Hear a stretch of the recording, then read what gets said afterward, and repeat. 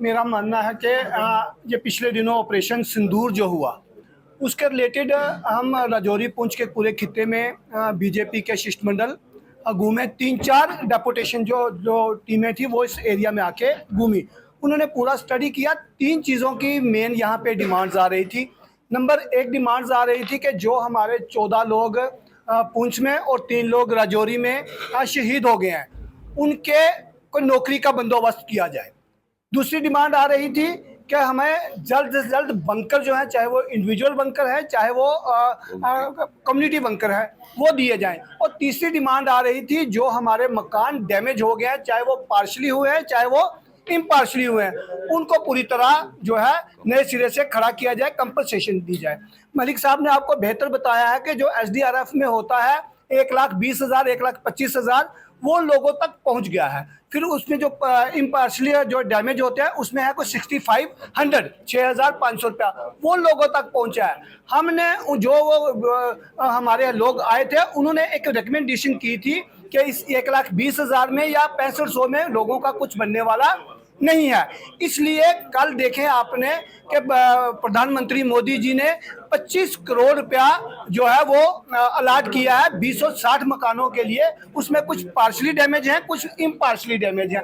जो उनके हिस्से में आएगा, जो रिकमेंडेशन यहाँ से गई होंगी उसके मुताबिक उनको मिलेंगे। जो हमारा नौकरी का था, होम मिनिस्टर जी चल के राजौरी पुंछ में आए और उन्होंने आके वहाँ पे वो नौकरी जो है उनके घर तक पहुंचाई।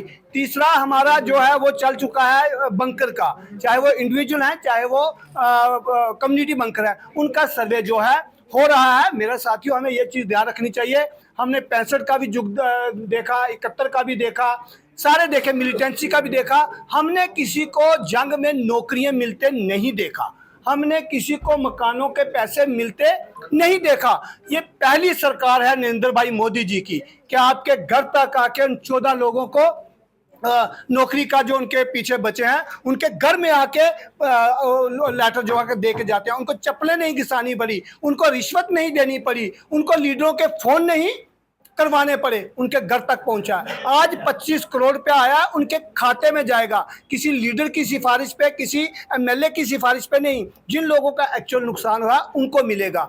जैसे आपने कहा पहले 11,000 बंकर हमारे बने, 11,000 अलाट हुए थे, 11,000 बंकर बने।